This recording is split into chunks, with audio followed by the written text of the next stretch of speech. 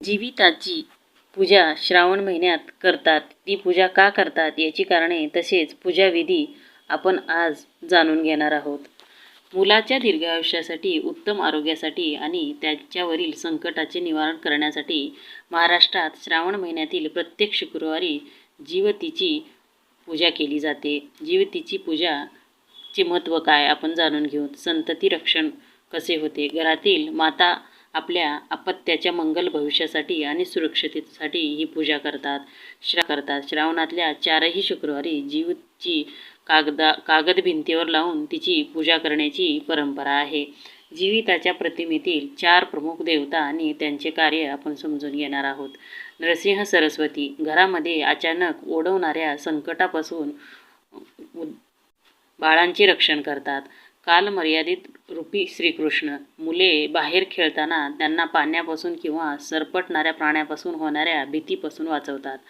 जरा जीवितका ही दीर्घायुष्य आणि आरोग्य देणारी देवता मानली जाते, जी मुलांचे संगोपन करते.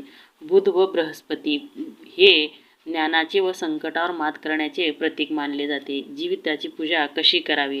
प्रतिमा लावणे. श्रावण महिन्याची सुरुवात झाल्यानंतर किंवा पहिल्या शुक्रवारी देव्हाऱ्याजवळ भिंतीवर जीवितची कागद लावावा. जीवतीची पूजा कशी करावी. प्रतिमा लावणे. श्रावण महिन्याची सुरुवात झाल्यानंतर किंवा पहिल्या शुक्रवारी देव्हाऱ्याजवळ भिंतीवर जीवतीचा कागद लावावा. पूजाविधी. प्रथम गंध, हळद, कुंकू, अक्षदा, फुले वाहून कापसाची माळ अर्पण करावी. नैवेद्य. दूध, साखर, गूळ, खोबरे किंवा पुरणपोळीचा नैवेद्य दाखवून दिवा उदबत्तीने ओवाळावे. विसर्जन कसे करावे. श्रावण अमावास्येला हा कागद भिंतीवरून काढून उलटा करून ठेवावा आणि दुसऱ्या दिवशी त्यांचे विसर्जन करावे. जीवती पूजेबद्दल तुम्हाला कोणती विशेष कहाणी किंवा आरती हवी आहे का हे सांगून कमेंट बॉक्समध्ये सांगा. असेच अपडेट जाणून घेण्यासाठी चॅनलला सबस्क्राईब करा. धन्यवाद.